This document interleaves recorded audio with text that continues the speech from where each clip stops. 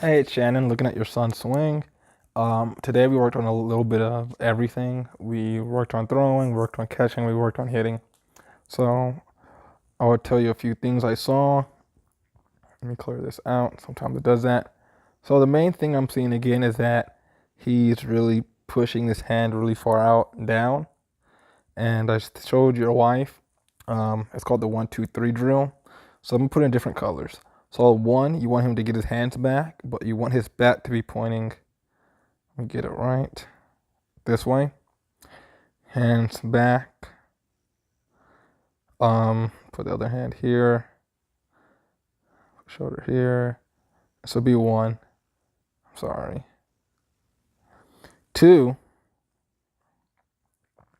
is when he uses his hips and he's gonna start turning it. God dang it. If I hold it does that. I'm sorry. Two would be his bat would be turned slightly. Hand still in. Hand in. And it's gonna be him starting his rotating. And then three would be him turning his hips more and going to the point of contact. So let's see. Step one would be, like I said, get his hands back. So it would be this, but his hands, hips, his shoulders at least to be facing forward. That'd be one. Two would be his initial turning of his hips. So about to right here, but his bat would still be across his shoulder. Hands still back, hands back there. And then three would be to point of contact. So I'm just gonna restate that again. Make sure you get it. These are just very simple drills you can do at home to let them get used to making contact consistently. So one, hands back, bat against almost near the shoulder. Two, initial hip turn, hands stay in, bat a little closer to the body. Three, point of contact. So all that being said, now let's look at his actual swing. So the main thing is that he's keeping that elbow in, which is good. But let's make a line. The bat, your hand should never go out. They should always come forward. And since he's doing this, the bat is literally lagging over here somewhere. So we got to really work on keeping everything in. It'll make your swing just more explosive and more powerful. The good thing is that at least he comes to this position really well. His hands are in, his hips are turned, and his body's leaned back slightly. So this is a good position to end up in. He's just gonna get in a very awkward position, in a very awkward way. I'm sorry.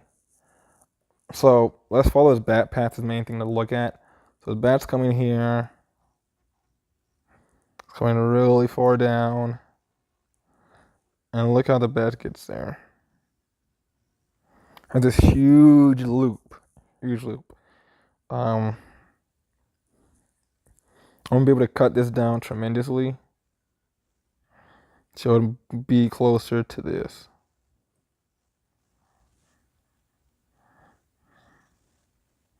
So you have this huge space. I'm gonna just put it in red.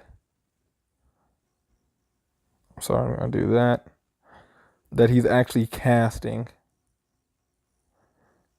That's all that area that we can minimize, and that's taking away power and speed.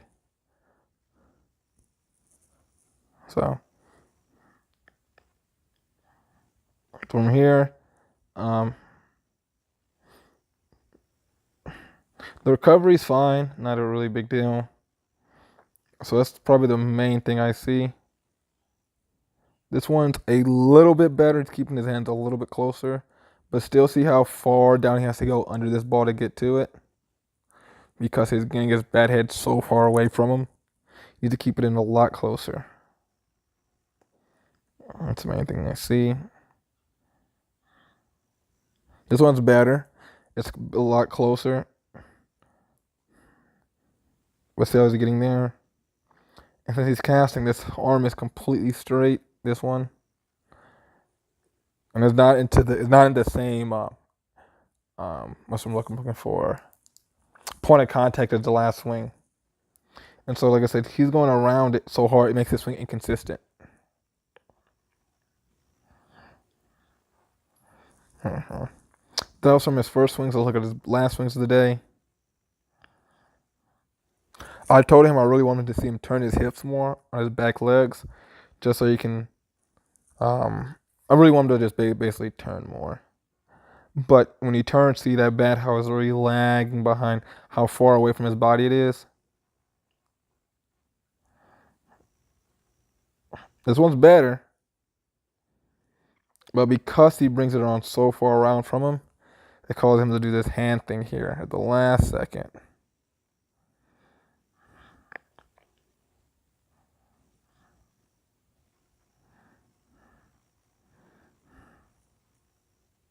In this one, he didn't use his hips nearly as much. It was pretty much hands.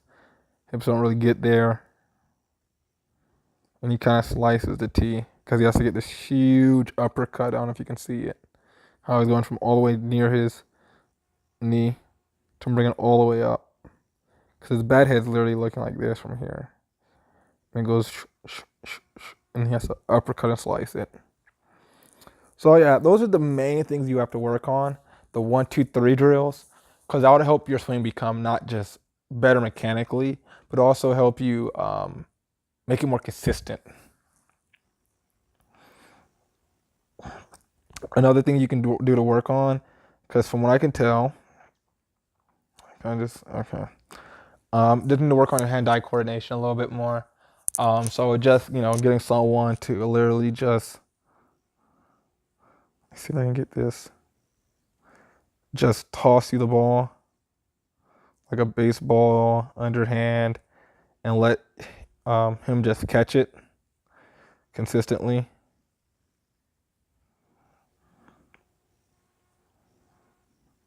Hope you crack the ball better. Because sometimes right now when I throw the ball, he would just, his hand-eye coordination is just not quite there yet. So just getting used to catching the ball consistently. Another one, he can lay down on the ground and toss the ball up for himself. Is there something else he can do? And all these things are just really just trying to get him used to tracking the baseball, getting used to moving his hands with the baseball. And all things working together will help him just develop those skills a little bit quicker. And you should see results extremely fast. Thank you.